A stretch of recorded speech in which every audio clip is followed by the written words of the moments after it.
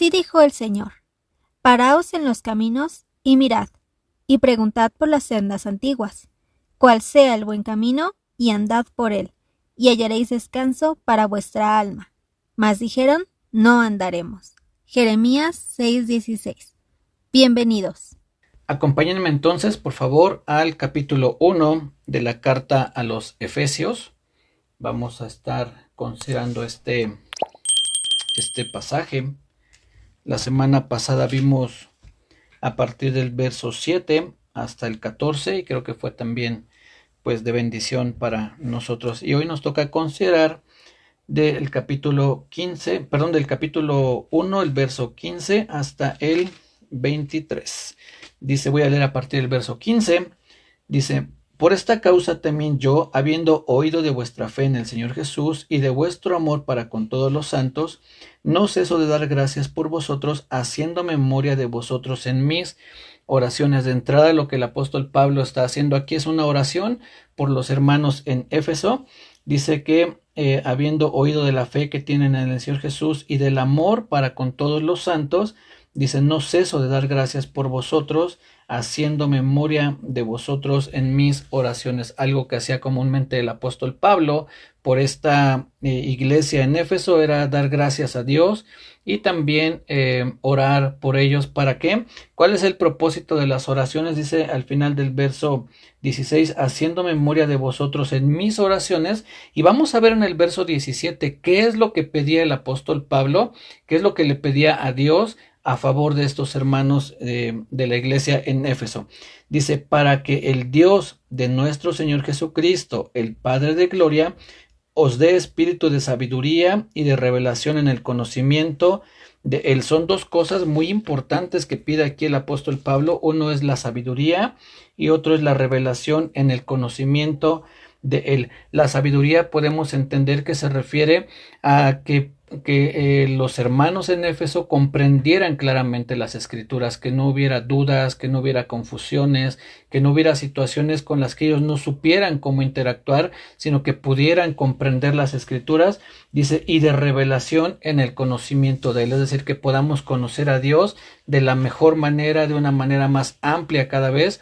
Es la obra que va haciendo el Espíritu Santo en nuestras vidas, no porque hoy hayamos conocido al Señor o nos hayamos acercado a Él, quiere decir que ya conocemos todo, sabemos todo, entendemos todo, sino que es un proceso en el que nosotros llevamos para que podamos nosotros ir creciendo en el conocimiento del Señor, para que podamos cada vez ir conociéndole un poco más. También la sabiduría la podemos entender como lo que dice en Proverbios: el principio de la sabiduría es el temor de Jehová. Esa sabiduría que Dios nos da a la hora que nosotros decimos para entender su palabra, no estamos hablando de un entendimiento mental únicamente que tiene que ver, sino el entendimiento de que debo poner en práctica aquello que estoy aprendiendo. Esa es la manera más amplia en la que nosotros podemos entender la sabiduría. La semana pasada o el martes, si no mal recuerdo, les decía que la inteligencia humana, la inteligencia natural, no es suficiente para que nosotros podamos entender las escrituras y mucho menos ponerla en práctica. Les hablaba un poco de este hombre Stephen Hawking, que murió hace unos años. Era una de esas mentes brillantes que ha tenido el mundo. Sin embargo, él en diferentes ocasiones mencionó ser ateo, aunque les decía también en algún momento habló acerca de Dios, en alguno de sus libros habló acerca de Dios, pero salió a expresar que lo decía solo de una manera como ilustrativa y no porque él creyera en Dios. Esto lo menciono porque con toda la inteligencia que este hombre tenía, esa inteligencia no le dio para poder creer en Dios. Entonces la sabiduría, la inteligencia que nosotros tenemos de parte de Dios es para conocerlo, pero también para poner en práctica todo aquello que aprendemos de su palabra. Recordemos nuevamente lo que dice ese pasaje en Proverbios: el principio de la sabiduría es el temor de Jehová. Entonces, esta sabiduría de la que menciona aquí es para entender la palabra y ponerla en práctica. Vamos a ver un pasaje. Acompáñenme al Salmo 111, por favor. No pierdan su lugar en Efesios. Vamos al Salmo 111.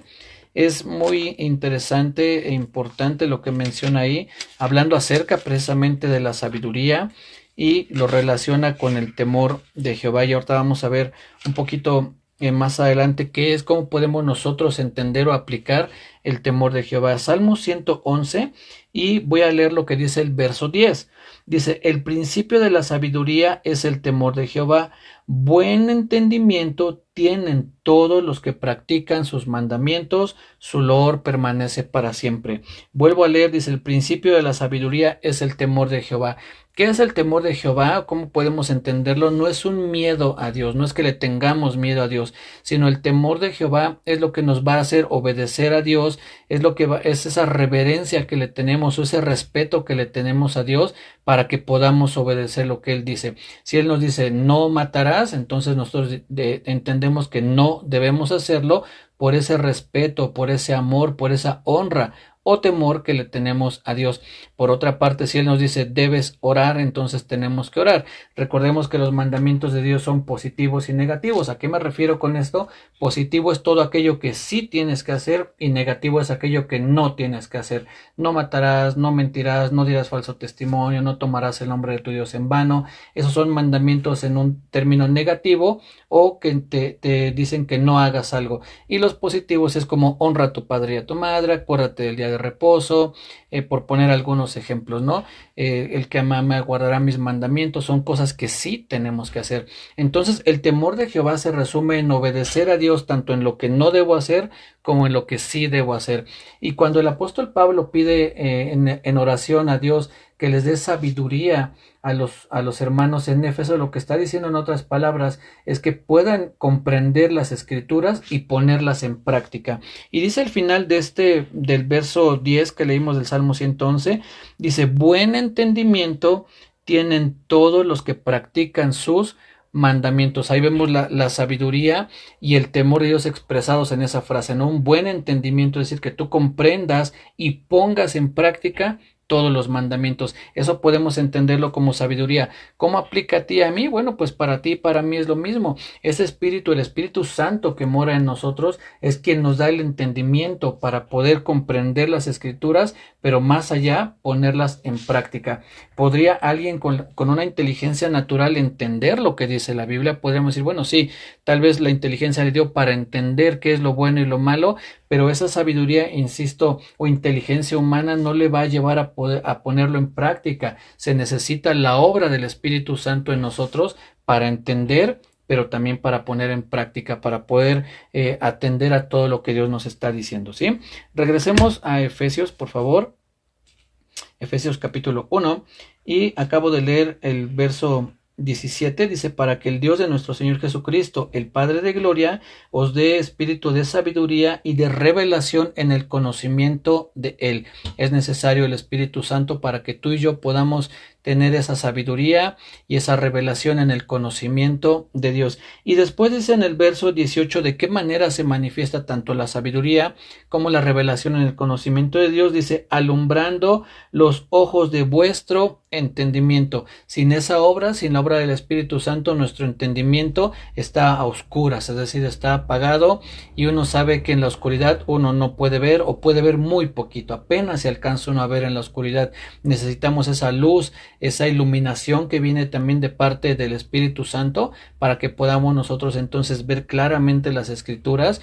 Entiendo que hay pasajes difíciles, que no es que vamos a entender todo lo que la Biblia dice de tapa a tapa, pero sí esas cosas que son importantes. En algún momento, cuando estuve compartiendo acerca de cómo interpretar la Biblia y cosas así, les compartí a los hermanos que Dios, una de las finalidades o una de las características que tiene la Biblia es que Dios se quiere dar a entender con nosotros. Con esto no quiero decir que todo en la Biblia sea fácil, pero sí aquello que es de lo más importante, la salvación, los mandamientos, lo que tú y yo debemos hacer, eso es muy claro. Ahí no hay duda, no hay duda cuando dice Dios, por ejemplo, no tomarás mi nombre en vano. No hay duda, no hay nada que uno pueda decir, es que eso es un poco difícil de entender. Simplemente no tomes el nombre de Dios en vano, no robes, no mates, no mientas. Eso es muy claro, los mandamientos son muy claros.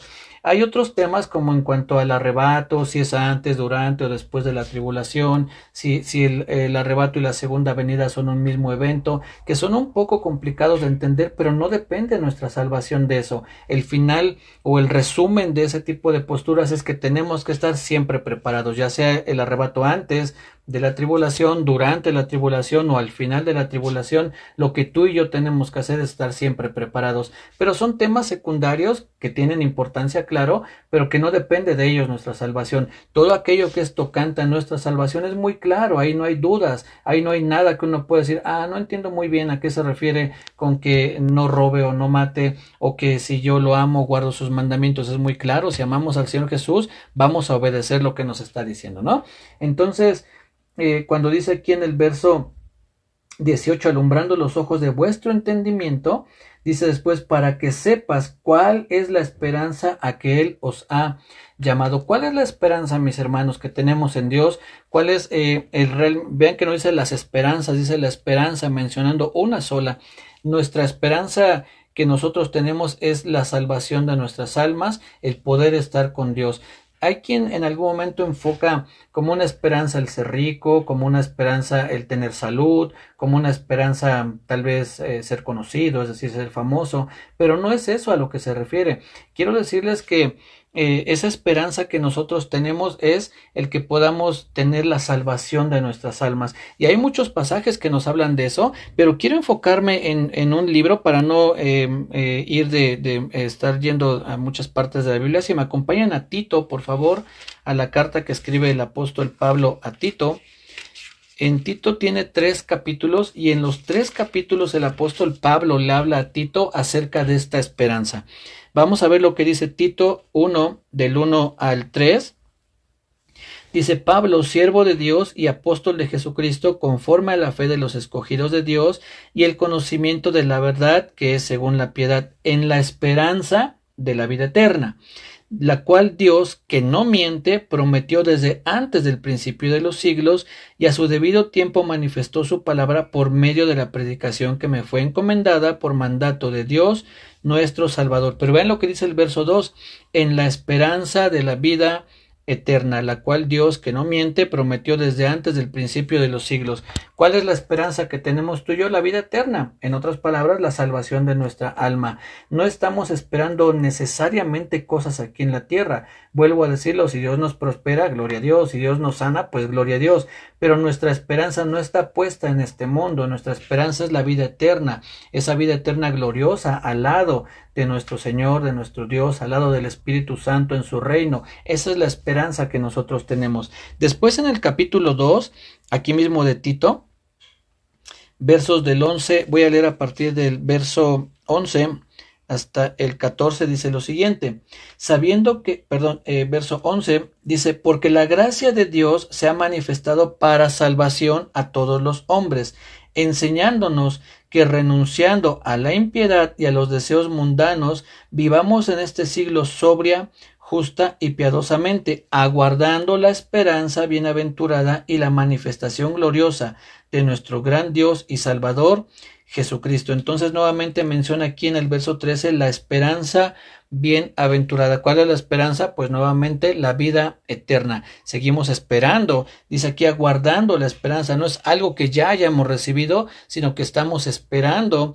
que recibamos eso que es nuestra esperanza, la salvación eterna. Y después dice aquí mismo en Tito capítulo 3, ahora del verso 4 al 7, dice: pero cuando se manifestó la bondad de Dios nuestro Salvador y su amor para con los hombres, nos salvó, no por obras de justicia que nosotros hubiéramos hecho, sino por su misericordia y por el lavamiento de la regeneración y por la renovación en el Espíritu Santo, el cual derramó en nosotros abundantemente por Jesucristo nuestro Salvador, para que, justificados por su gracia, viniésemos a ser herederos conforme a la esperanza de la vida eterna. Esa es nuestra esperanza, la vida eterna. Entonces, cuando nos habla aquí, regresemos a Efesios, por favor, cuando dice para que sepáis cuál es la esperanza que Él nos ha llamado, esa esperanza es la vida eterna, mis hermanos. Tú y yo tenemos que tener bien claro que nuestra esperanza, como también dice el apóstol Pedro, ahorita lo vamos a leer un poquito más adelante, pero como dice el apóstol Pedro, obteniendo el fin de vuestra fe, la salvación de nuestras almas. ¿Cuál es el fin de nuestra fe? El fin de nuestra fe no es recibir algo, que es bueno. Hay gente que tiene el don de fe o que ejerce la fe y recibe de parte de Dios cosas, pero el fin, lo lo último que esperamos en cuanto a nuestra fe es la salvación de nuestras almas. Entonces el apóstol está orando para que los de Éfeso, los hermanos en Éfeso, tengan bien claro que la esperanza que estamos nosotros teniendo es la salvación de nuestras almas. Y es lo mismo para ti y para mí. Vuelvo a decirlo, si Dios nos da prosperidad económica, qué bien, y si no, no importa, no es eso lo que nosotros esperamos, no es eso lo que nosotros necesitamos forzosamente, sino nuestra esperanza es la salvación de nuestras almas. Recordemos el martes lo que estábamos hablando acerca del profeta Habacuc, cuando él sabía que los iban a atacar, que iba a venir un pueblo a destruirlos, y dice, aunque se lleven las ovejas, aunque se lleven las vacas, aunque no tengan más nada que comer, aunque no produzca nada la tierra, dice, con todo yo me alegraré en Jehová y me gozaré en el Dios de mi salvación. Eso es lo que tú y yo sabemos también, que nuestra plenitud es Cristo, tenemos que gozarnos y esperar en Él todo lo que de Él viene, hablando en términos celestiales. Lo que nos dé aquí en la tierra, bueno, pues que bien, está muy bien, gracias a Dios y gloria a Él si nos sana, si nos prospera, si nos ayuda, si nos cuida cada día, todo eso está muy bien, pero vuelvo a decirlo, nuestra mira está puesta en la vida eterna. Y después dice en el verso, ahí mismo el verso 18, ¿y cuál es la riqueza de la gloria de su herencia en los santos? Esta última frase, hay dos maneras de entenderla. Quiero compartirles las dos. Una es que cuando se habla de su herencia, está hablando de la herencia de Dios, no la de nosotros los cristianos. Esa es una postura. Y entonces podríamos entender que se cumple lo que dice en el Salmo 2 cuando dice, Jehová me ha dicho, mi hijo eres tú, yo te engendré hoy.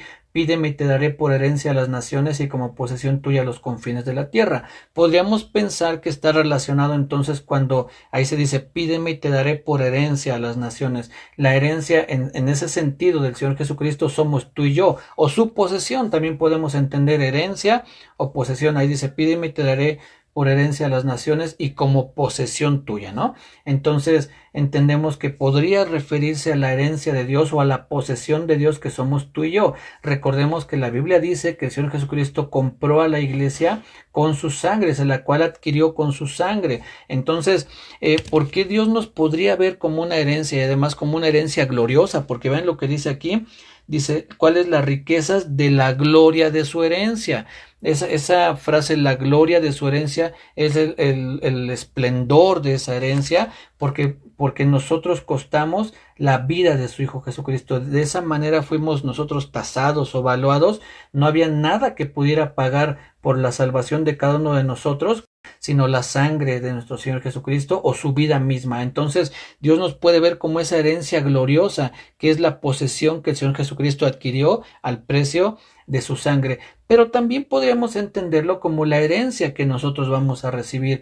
Yo me inclino más porque nosotros somos herencia de Dios y no la herencia de nosotros los cristianos, ¿no? Ya antes está hablando acerca de la esperanza que es la vida eterna, y en esa vida eterna incluye todo aquello que vamos a tener nosotros en el cielo. Entenderíamos entonces que se refiere a que nosotros somos esa herencia, ese pueblo que Dios, que el Señor Jesucristo compró y que dice que nos ha redimido de todo pueblo, lengua, tribu y nación para hacernos reyes y sacerdotes o para hacer un reino de sacerdotes. Entonces podríamos tomarlo así.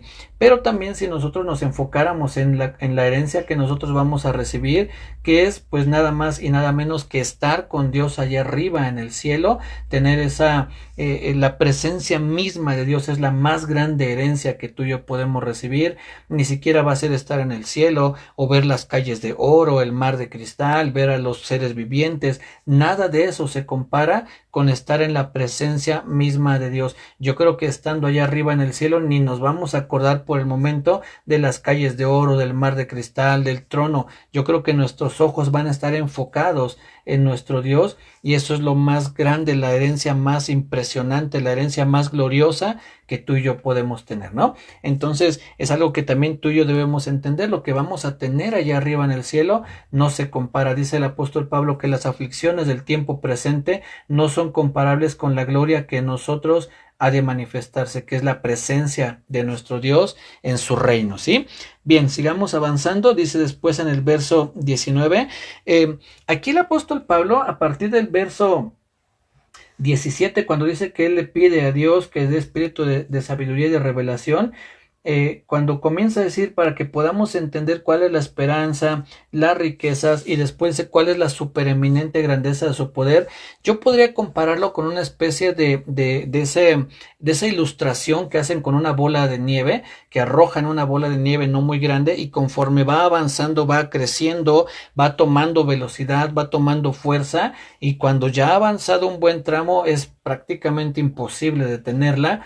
Ha crecido tanto esa bola de nieve, ha agarrado tanta fuerza y velocidad que ya es muy complicado detenerla, ¿no? Más o menos esa ilustración quiero yo poner con lo que está haciendo aquí el apóstol Pablo. El apóstol Pablo ha comenzado o comenzó a soltar esa bola de nieve y va tomando fuerza y nos habla primero de nuestra esperanza, de cuál es nuestra esperanza, la vida eterna, pero después dice cuál es las riquezas de la gloria de su herencia, es decir, todo lo que en algún momento vamos a tener junto al Padre y que el Padre tiene en nosotros como la adquisición de su Hijo. Y después dice cuál la supereminente grandeza de su poder. Fíjense bien lo que está haciendo aquí el apóstol Pablo. El apóstol Pablo está amontonando, por decirlo de una manera, palabras para hablar del poder de Dios. ¿Cómo podemos entender lo que dice aquí la supereminente? En otras palabras es algo así como la super elevada grandeza de su poder. Tres expresiones utiliza aquí el apóstol Pablo para hablar del poder de Dios. La super elevada grandeza de su poder, que yo creo que le faltan palabras para poder expresar la grandeza del poder de Dios, que lo que hizo el apóstol Pablo es decir, la supereminente grandeza de su poder, o en otras palabras, la super elevada grandeza de su poder. Entonces vemos cómo va tomando fuerza esa bola de nieve. Ahora nos está hablando acerca del poder de Dios y dice, ¿y cuál la supereminente grandeza de su poder? Vean lo que sigue, para con nosotros los que hemos creído. Ese poder, esa superelevada grandeza del poder de Dios es para con nosotros los que creemos. Dice ahí, los que hemos creído en el Señor, ese poder está actuando en ti y en mí, está transformando tu vida, transformando la mía, a través de qué, de lo que hemos podido venir viendo, de entender la palabra de Dios, ponerla en práctica, saber qué represento yo para Dios, pero también qué representa Él para mí, que mi esperanza es la vida eterna, que Dios me puede ver a mí como su herencia, como ese tesoro que Dios ve en cada uno de nosotros como iglesia, pero también todo lo que Dios representa para nosotros. Y dice, ¿cuál es la supereminente grandeza de su poder para con nosotros los que creemos? Dice después, según la operación del poder de su fuerza, o en otras palabras, de la misma manera que opera su fuerza. ¿Y cómo opera su fuerza? Dice, la cual operó en Cristo, resucitándole de los muertos. Ese mismo poder que Dios usó para resucitar al Señor Jesucristo de los muertos, y vamos a ver un poquito más adelante qué más hizo ese poder, es el mismo poder que actúa en ti y en mí, no menos, no de una manera más ligera, más leve, que no tanta fuerza, es la misma fuerza, ese poder que Dios usó, ese súper elevado, grande poder que actúa en el Señor Jesucristo para resucitarlo, es el mismo que actúa en ti y en mí, para que tú y yo podamos ser a la imagen de nuestro Señor Jesucristo. Entonces, es algo que nosotros debemos de valorar, ese poder que está actuando en ti y en mí. Ese poder, ¿de qué manera está funcionando o de qué manera está actuando en nosotros? Bueno, como les decía, en el caso del Señor Jesucristo lo puso, lo resucitó y lo hizo sentar a su diestra. Ese poder está actuando en ti y en mí. Hace un momentito les decía que uno puede recibir riquezas de parte de Dios, sí, pero no es ahí donde está aplicando esa supereminente grandeza de su poder. ¿Por qué? Porque aún en el mundo podemos nosotros obtener riquezas. Si alguien se saca la lotería o incluso los narcotraficantes, es gente muy, muy rica, pero no es el poder de Dios quien está actuando en ellos. Entonces, tanto puede actuar el mundo dando riquezas como sí también Dios. Recordemos lo que pasó cuando Moisés va a hablar con Faraón y arroja su vara y entonces su vara se convierte en serpiente. Dice la Biblia que también los magos que estaban en Egipto arrojaron sus varas y también se convirtieron en serpiente. Después Moisés toca el agua y se convierte en sangre, y dice la Biblia que también los magos que había en Egipto pudieron convertir el agua en sangre, pero llega un momento cuando los magos ya no pueden imitar lo que es el poder de Dios, y entonces ellos mismos reconocen, dice, esto no es sino el dedo de Dios, porque hay un momento en el que ya no pueden imitar lo que Dios está haciendo.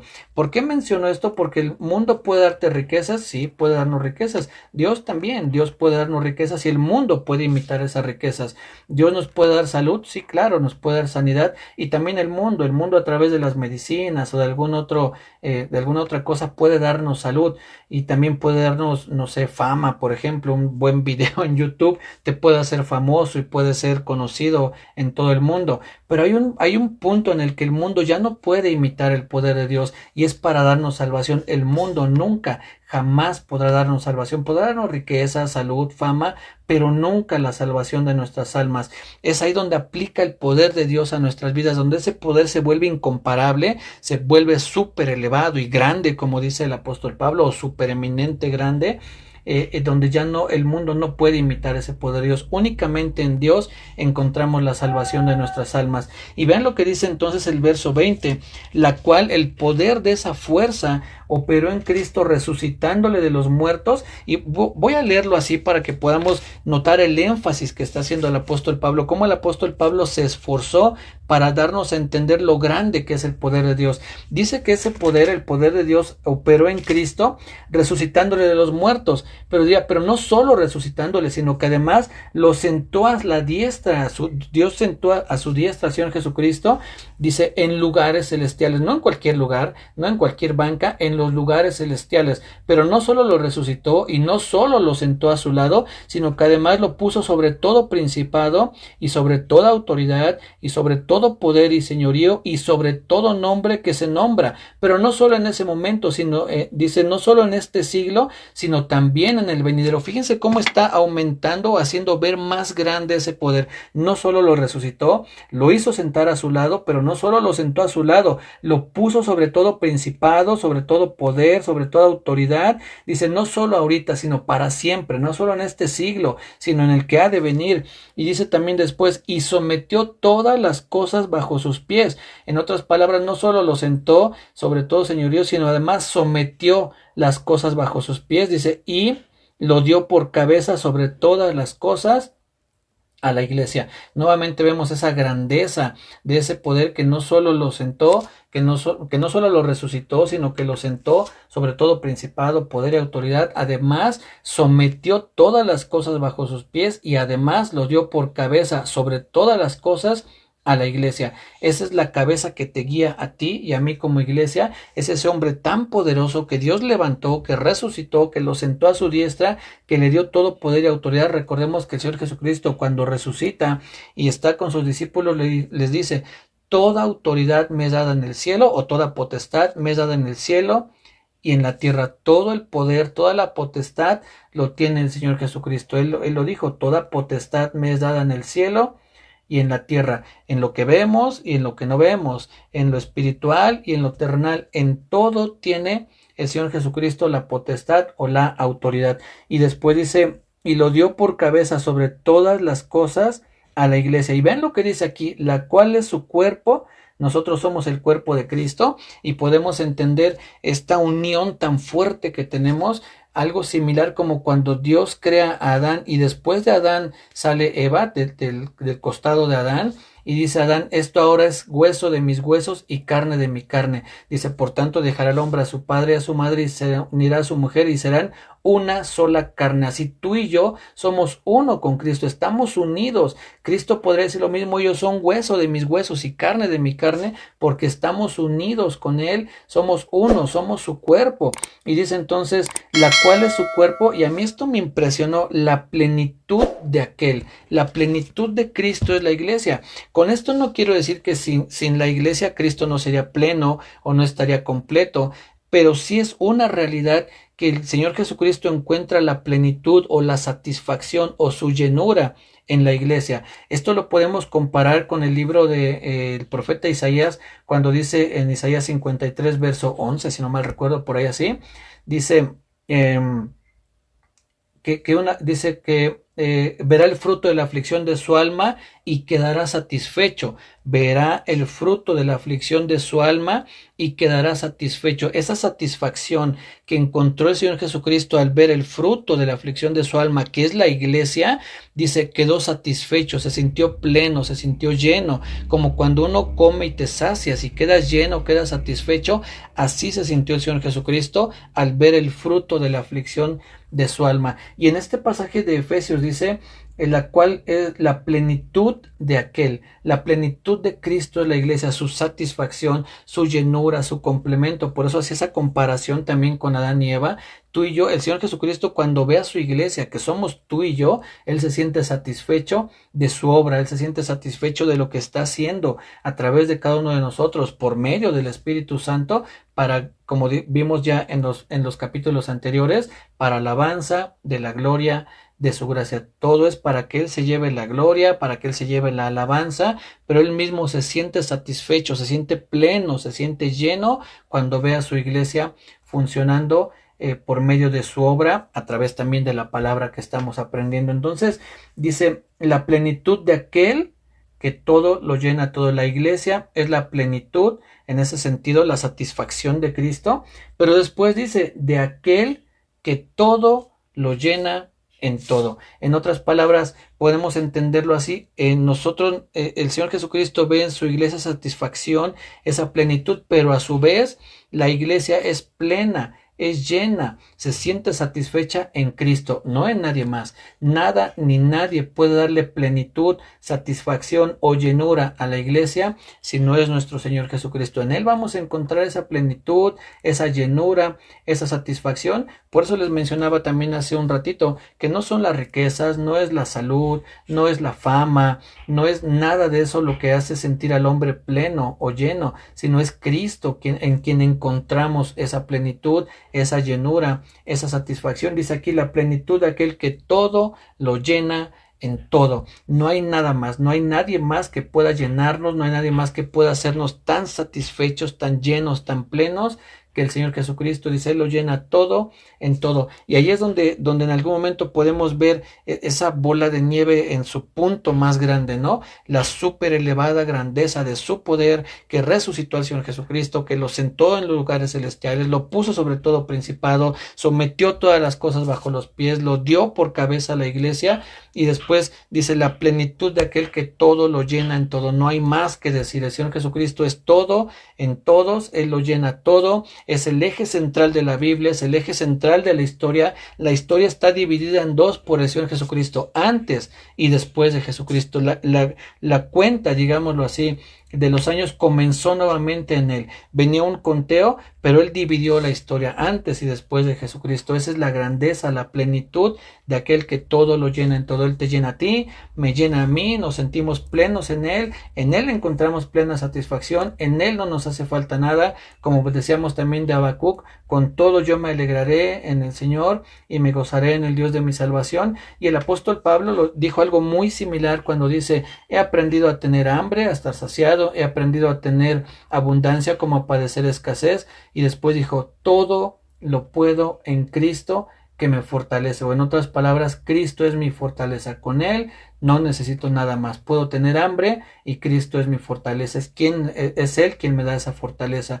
Puedo estar saciado, pero no importa. Mi fortaleza no es la comida, mi fortaleza es Cristo. Puedo tener abundancia y está bien, gloria a Dios, pero no es eso lo que me llena. Lo que me llena, lo que realmente me fortalece es Cristo. Pero también puedo padecer escasez y no importa, mi fortaleza sigue siendo Cristo, la plenitud de aquel que todo lo llena en todo. La iglesia es plena en el Señor Jesucristo y el Señor Jesucristo encuentra satisfacción en la iglesia que somos tú y yo. Así es que, mis hermanos, tenemos un Dios muy, muy grande, muy amoroso, muy bondadoso, que dio a su Hijo Jesucristo para que tú y yo podamos tener la esperanza de una vida eterna y la plenitud que estamos experimentando ya en Cristo, pero que se llevará a cabo ya de una manera total cuando estemos tú y yo en su gloria y en su reino. Así es que este es el capítulo 1 de la carta a los Efesios. Primeramente Dios, la próxima semana consideraremos a partir del capítulo 2, verso 1.